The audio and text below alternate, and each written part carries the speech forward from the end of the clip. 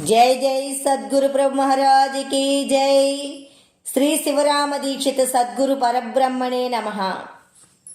श्रीमद् बृहद्वासिष्ठ सिद्धांत निर्धारणुలను శ్రీమద్ అచలబోధ ప్రతిష్టాపనాచార్యులను శ్రీమద్రామడు శ్రీ శివరామ దీక్షితుల వారిచే రచింపబడిన శ్రీమద్ బృహద్వాసిష్టమును శ్రీ శివరామ దీక్షితీయము.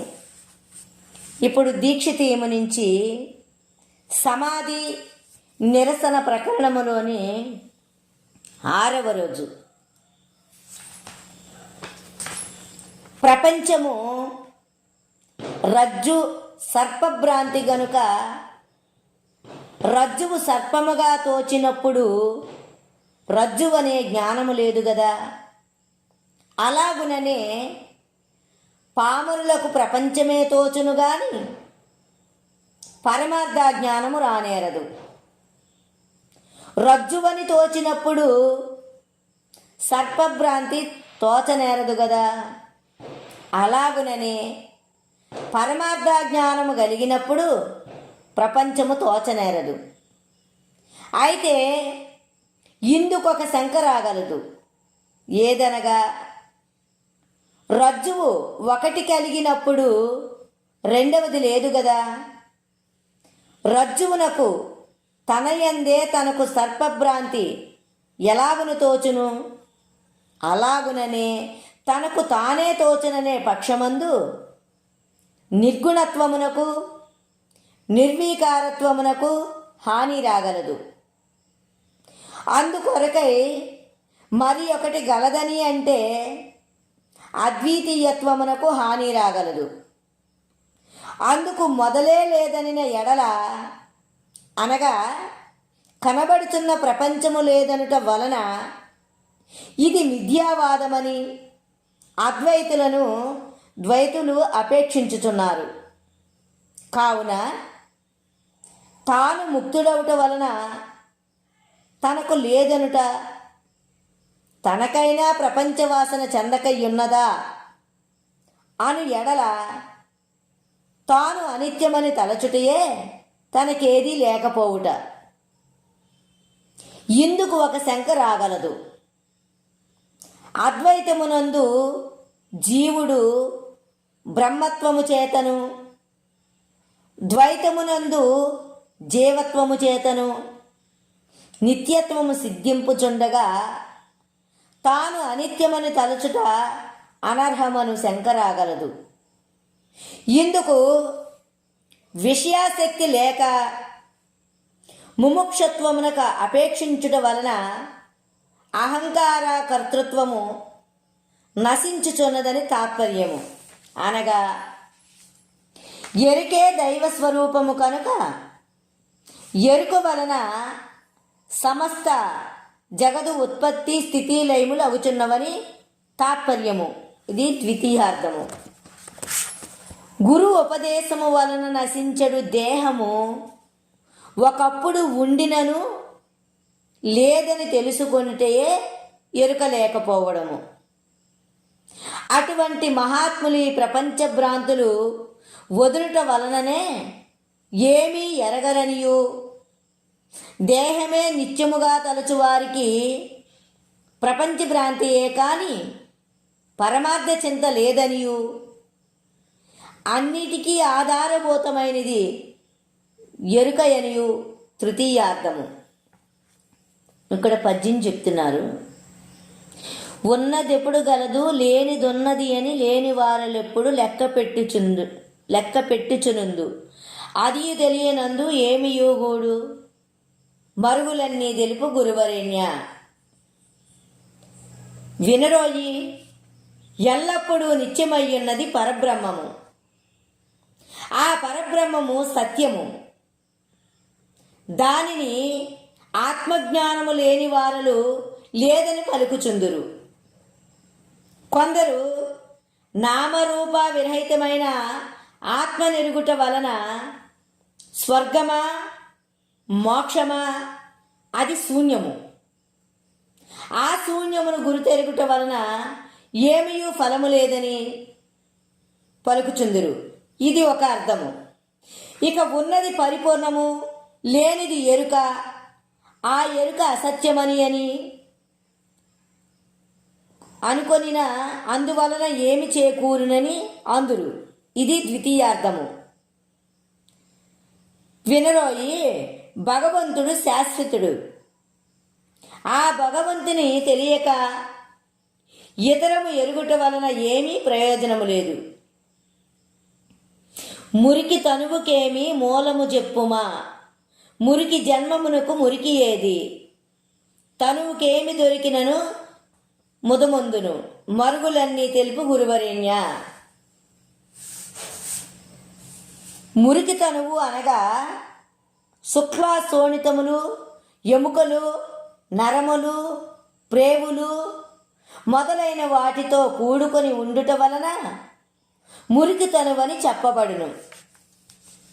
ఈ మురికి శరీరమునకు మూలము ఏమని అడగగా సూక్ష్మ శరీరము. ఆ సూక్ష్మ శరీరము కానరాదేమి అని అడిగితిరి గదా. వటవృక్షమునకు మూలమైన బీజము కనబడక వృక్షము ప్రభవించినట్టు వలనే సూక్ష్మ శరీరము కానరాక బీజమై ఉండి స్థూల శరీరం కలుగుచున్నది. కనుక కానరాని సూక్ష్మదేహమును లేనే లేదని చెప్పుటకు మూలము లేకపోతే కలుగునా, మూలము లేకనే కలుగునని చెప్పరాదా అనిన ఎడల విత్తనము లేకనే వృక్షములు కలుగురాదయను శంక కలుగును. అనగా తల్లిదండ్రులు లేకనే పుట్టుచుండవలెను. అటులైన ఎడల తల్లిదండ్రులే మూలమనరాదు అనుపక్షమందున అనవచ్చును గాని అందుకు ఒక సందేహము గలదు. ఏదనగా కొందరికి సంతానము లేకనే ఉన్నది.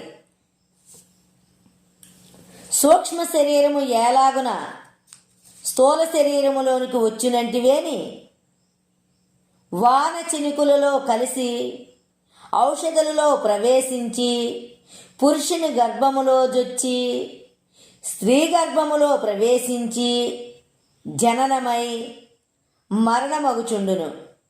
కావున శరీరమునకు మూలము సూక్ష్మ శరీరము, జన్మకు మూలము సూక్ష్మ శరీరము. ఈ శరీరమునకు గురుబాధ కలిగిన ఎడల జన్మరహితమగును. ఈ జన్మకు కారణము సూక్ష్మ శరీరము. ఈ తనువునకు సూక్ష్మ శరీరమే మూలము. ఈ సూక్ష్మ శరీరము అనాద్యంతమైనది. ఇది రెండవ అర్థము. ఏమనగా రెండవ అర్థము ఏమనగా తనువుకు మూలము గలదా, జన్మకు మూలము గలదా? దీనికి మూలము లేదు. మధ్య వచ్చినది, మధ్యపోయినది అని తాత్పర్యం. అయితే ఇందు అనేక శంకలు గలవు. అవి అన్నీయు ఎన్ని సంవత్సరములు విచారించిన గాని సిద్ధాంతము కాదు. ఆయనను దేహమునకు మూలము లేదనియు జన్మకు మూలము లేదనియు చెప్పబడుచున్నది కదా. దీనిని విమర్శించితే చాలును. శరీరమునకు మూలము లేకపోతే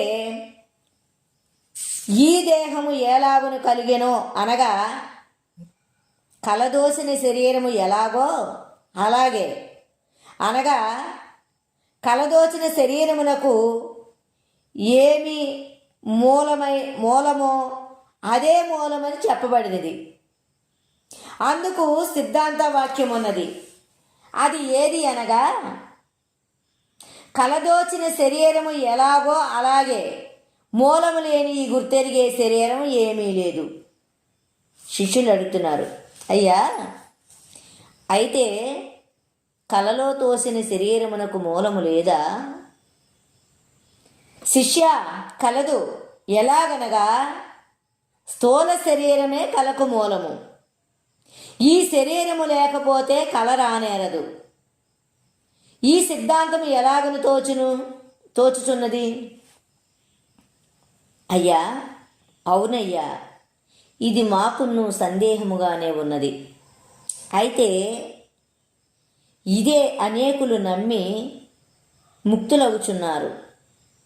మీ తాత్పర్యము ఇదే అయ్యి ఉండునని తోచుచున్నది. మీకే సందేహమైతే మేమెలాగన కడతేరగలము? కనుక మాకు సందేహములు కలగజేయుచున్నారు. ఓయి శిష్య, మేము సందేహమును కలగజేయుచున్న వారమైతిమి, ఇక మీ సందేహములు బాపుటకు స్వభావము గలవారము అగుదుమా అని అందురేమో. అయ్యా, మాకు సందేహము కలగజేయడమునకు మేము అడుగుటకు అవకాశం ఉంచడమే గాని మా యందు అనుగ్రహం లేక ఉండడము కాదు. కావున మమ్ము రక్షించుమాయని అడుగుచున్నాము గాని మరి ఒకటి కాదు. శిష్య, కలతోచిన శరీరము ఎటువలనో అటువలనే మూలం లేని ఈ గుర్తెరిగే శరీరము ఏమీ లేదు. ఇదే సిద్ధాంతము, ఇందుకేమీ సందేహము లేదు. అన్ని గ్రంథముల సారాంశము ఇదియేను. ఎటువలననగా బీజనాశనమైతే గదా వృక్షనాశనమగుచున్నది. అందుకే ఈ శరీర వృక్షమునకు సూక్ష్మ శరీరమే బీజము.